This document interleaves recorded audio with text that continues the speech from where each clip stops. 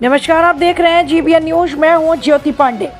राष्ट्रीय स्वयं सेवक संघ की 100वीं वर्षगांठ पर जहां सरकार और समर्थक संगठन मीडिया और अखबारों में संघ का गुणगान कर रहे हैं, वहीं कांग्रेस के वरिष्ठ नेता और फायर ब्रांड चेहरा सुप्रिया सिन्नेत ने एक वायरल वीडियो में आरएसएस पर सीधा हमला बोला। उनका यह बयान सोशल मीडिया पर तेजी से वायरल हो रहा है और राजनीतिक हलकों में एक नई बहस छिड़ रहा है। सुप्रिया सिन्नेत ने कहा कि क्या अंग्रेजों को माफीनामा लिखने वालों की सराहना करनी चाहिए? क्या तिरंगे का बहिष्कार करने और आज़ादी के महानायकों की आलोचना करने वालों को सम्मान देना चाहिए? उन्होंने आरोप लगाया कि महात्मा गांधी की हत्या करने वाले नाथूराम गोडसे को प्रेरित और पोषित करने का काम संघ की विचारधारा ने किया। सिन्नेत ने आगे कहा कि संघ ने जिन्ना की मुस्लिम लीग के साथ मिलकर सरकार बनाने की कोशिश की थी। उन्होंने यह भी आरोप लगाया कि संघ ने 1930 के सिविल नाफरमानी आंदोलन और 1942 के भारत छोड़ो आंदोलन का बहिष्कार किया था।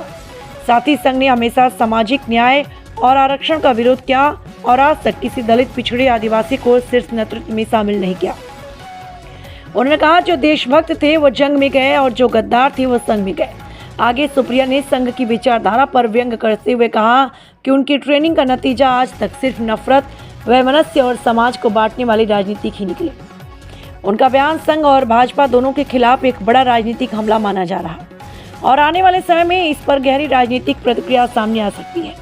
जीबीएन न्यूज के लिए editor in chief Masood Javed Qadri की रिपोर्ट। आरएसएस के 100 साल हो रहे हैं तो टीवी पर, अखबारों में सरकार के नुमाइंदों द्वारा आरएसएस का गुणगान किया जा रहा है। लेकिन आरएसएस का गुणगान किस बात के लिए किया जाए? अंग्रेजों की गुलामी करने के लिए, तिरंगे का बहिष्कार करने के लिए, आजादी के महानायकों से नफरत करने के लिए, बाबा साहब को अपशब्द कहकर उनकी फोटो जलाने के लिए, संविधान की प्रतियां फूंकने के लिए, देश के पहले आतंकवादी और महात्मा गांधी के हत्यारे नाथूराम गोडसे को प्रेरित और पोषित करने के लिए, सरदार पटेल द्वारा हिंसा और नफरत के लिए आरएसएस पर बैन लगने के लिए, अंग्रेजों को चिट्ठी लिखकर आजादी के आंदोलन के दमन कैसे किए जाएं, उसके तरीके सुझाने के लिए, भगत सिंह से लेकर चंद्रशेखर आजाद और तमाम क्रांतिकारियों को अराजक कहने के लिए, 1930 के सिविल डिसोबीडियंस मूवमेंट का बहिष्कार करने के लिए या 1942 के भारत छोड़ो क्विट इंडिया मूवमेंट का बहिष्कार करने के लिए, जिन्ना की मुस्लिम लीग के साथ मिलकर Sindh, North West Frontier Province Bengal में सरकारें चलाने के लिए, शुरू से मनुस्मृति की वकालत करने के लिए जो महिलाओं को सदैव आश्रित रहने की सीख देती है, महिलाओं को दोयम दर्जा समझने के लिए और देने के लिए अपनी संस्था तक में जगह नहीं दी गई, हाशिए पर पड़े लोगों को निम्न श्रेणी का समझने और मानने के लिए, सामाजिक न्याय और आरक्षण की खिलाफत करने के लिए, आज तक एक भी दलित, एक भी पिछड़ा, एक भी आदिवासी प्रमुख न चुनने के लिए, घोर सांप्रदायिक और घोर जातिवादी होने के लिए, आखिर किस चीज के लिए आरएसएस का महिमा मंडन किया जाए, आरएसएस का गुणगान हो? ये जो लाल किले की प्राचीर से नरेंद्र मोदी जी ने आरएसएस का महिमा मंडन किया, ये असल में बौखलाहट है कि किसी भी तरह उसे कुछ मान्यता मिल जाए। लेकिन न भाषण से, न सिक्का जारी करने से आरएसएस का सियासत बदला जा सकता है। उनकी ट्रेनिंग का नतीजा ज्यादा दूर देखने जाने की जरूरत नहीं है। बस आरएसएस के पूर्व प्रचारक और प्रधानमंत्री नरेंद्र मोदी को मुजरा, मंगल सूत्र, शमशान, कब्रिस्तान बोलते हुए सुन लीजिए। प्रत्यक्षम किम प्रमाणम, यही ट्रेनिंग है। किसी ने ठीक ही तो कहा है, जो देशभक्त थे वो जंग में गए, जो गद्दार थे